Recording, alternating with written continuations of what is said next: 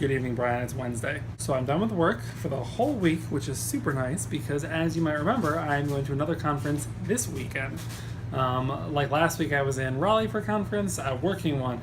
Now this week, I'm going to be in Charlotte for Thursday, Friday, and Saturday attending a conference. So I am done with work for the week, and I'm very excited about that. So now I just gotta pack and make sure everything's ready, and then I leave tomorrow morning. So that got me thinking, what kind of a packer are you?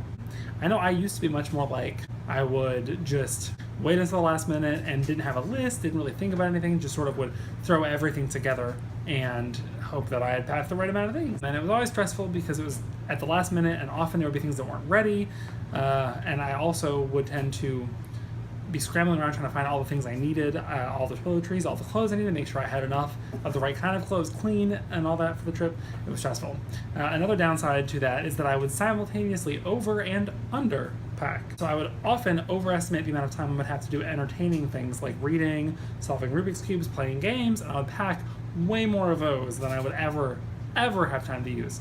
So that meant that the entire trip I was lugging around 5 books, 12 cubes, and other random things stuffed in my backpack that I never actually had the time to get out. But at the same time, I would often get to where I was going and realize I had forgotten something, which is no fun. So I used to very much be, I would overpack on certain things and underpack on others, and it was just stressful and terrible.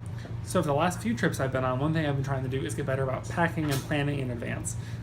So I've been trying to think about beforehand, what will I need, make sure it's all ready, make sure all the clothes are clean, etc. And also one thing that I did last week for the conference in Raleigh was that I tried to make sure that I had a list of things to pack. So beforehand I thought about it, I made a list of all the clothes I thought I would need, all the electronics, all the entertainment things, all the toiletries, and everything was on a list. That way, once I thought of it, it was on the list and I couldn't forget it again because I had it on a list. That was very helpful. When I was packing the night before, I checked off things on the list as I packed them, and that helped me make sure that I had everything I needed and that I wasn't forgetting anything. The downside was the list was in this book. So I had the book open and I was checking off things as I packed them, and then I set the book down and left the book at home. So now I know, but I found that list, making a checklist of things to pack, is really helpful. It sounds kind of lame, but it definitely made sure I didn't really forget anything except for the notebook, and I had everything I needed. I didn't have too much of anything. It was very effective. Do you tend to overpack? Do you tend to underpack? Do you make lists? Like what is your packing workflow? Do you travel enough to have a workflow? I was trying to think the other day, and I can't think of any big trips that I can think of that you've been on recently. Certainly not one that we've taken together. I know you have some friends in like Asheville and out of town that you travel to sometimes and visit, so you would pack for that. But I don't know if it's long enough that you really have stuff to pack or what. So like what do you typically do? And that also got me thinking more about trips and places we've been. What places have you been to? What places do you want to go? I know I'd like to go to Alaska. I think that's really pretty. There's a lot in the middle part of this country that I haven't ever experienced.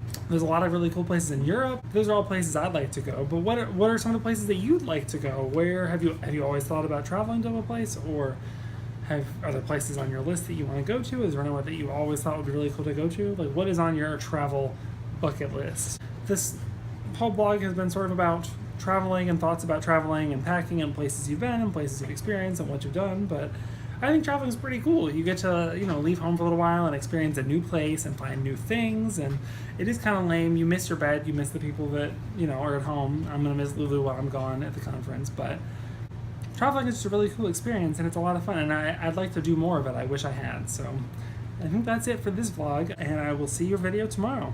See you, Brian.